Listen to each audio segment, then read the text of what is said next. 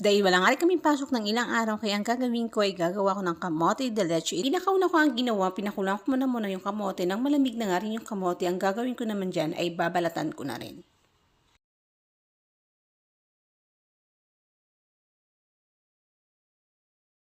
Nang mabalatan ko na nga rin yung kamote, ang gagawin ko naman, imamash ko lang yung kamote. Pwede tayo gumamit dito ng tinidor or gloves. Imamash ko lang to ng mabuti para walang buo-buong na maiwan na kamote. Yung ginagamit ko dito ng pangmash yung sandok ng kanin dahil mas komportable nga ako dito pag ito yung ginagamit. Maglalagay na nga rin ako dito ng condense. Ang aking ginamit dito yung ubi flavor. Ito yung 1/2 can lang ang aking gagamitin para hindi masyado makatamis yung ating kamote. Sa isang kawali naman, naglagay na nga rin ako ng butter dito. Pwede tayo gumamit dito ng margarine. Sa pagluto naman ito, kailangan nasa low medium heat lang yung apoy para hindi masunog yung ating butter na nilagay. Ilalagay ko na nga rin dito yung kamote. Lulutuin ko lang dito ng 10 minutes. Ang pagluto nga rin talaga nito, kailangan mo talaga matyaga ka talaga sa paghahalo. Hindi nga rin siya pwedeng pabayaan kasi may tendency baka masunog nga rin talaga yung kamote. Pag medyo sticky na nga rin yung kamote, ang gagawin ko naman dyan, ilalagay ko na nga rin ito sa tub.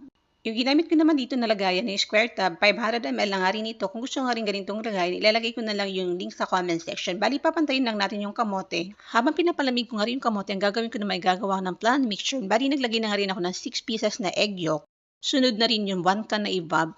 Ang pinakauli naman, ilalagay ko dyan yung condense. Tuloy lang natin siyang mabuti at isa-set aside ko na nga rin yung flan mixture. Sunod ko na rin gagawin dyan yung jelly. Ang flavor jelly ang aking ginamit. Naglagay na nga rin ako dito ng 1/3 cup na sugar na white. 4 cups na tubig naman ang aking inilagay. At hahaluin ko lang din siya hanggang sa matunaw yung jelly. Saka ko ilalagay dito yung flan mixture. Bago ko nilagay niya sa jelly, kumuha muna ako ng salaan para maganda yung pagkakagawa natin sa jelly flan. Saka ko ito lulutuin. Nasa low medium heat lang din yung apoy. Nagawa ko nito dati. Ang ginawa ko, inuna ko munang ginawa yung jelly. Saka ko nilagay yung flan mixture. Ang kinalabasan, naging scramble nga yung aking nagawa.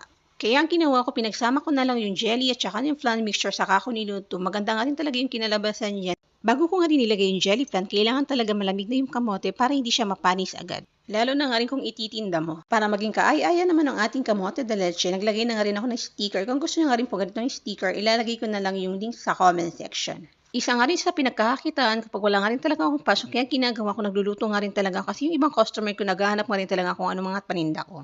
Inilagay ko lang sa chiller, maya-maya nga rin ang malamig na nga rin kamote de leche. Nag-chat na nga rin yung aking customer at nasa labas na nga rin siya. Pipick upin niya na nga rin yung kanyang order. Nang ma-pick up na nga rin yung isang customer ko, niready ko na nga rin yung aking palalamob dahil dumawag na nga rin yung rider at parating na nga rin daw siya. Bali, 4 naman ang kanyang order, siya na rin nagbayad ng shipping fee. Saglit ko nga rin ito na i-post sa FB, maya-maya nga rin nag-sold out na nga rin yung aking binibentang kamote de leche. Bali, nilagyan ko nga rin ito ng cheese sa ibabaw para balanse yung lasa niya. Ang bentahan ko naman ito, 90 pesos. Sulit talaga yung bayad mo nito. Hindi talaga tinagpid sa mga sangkap niya. At yun lang po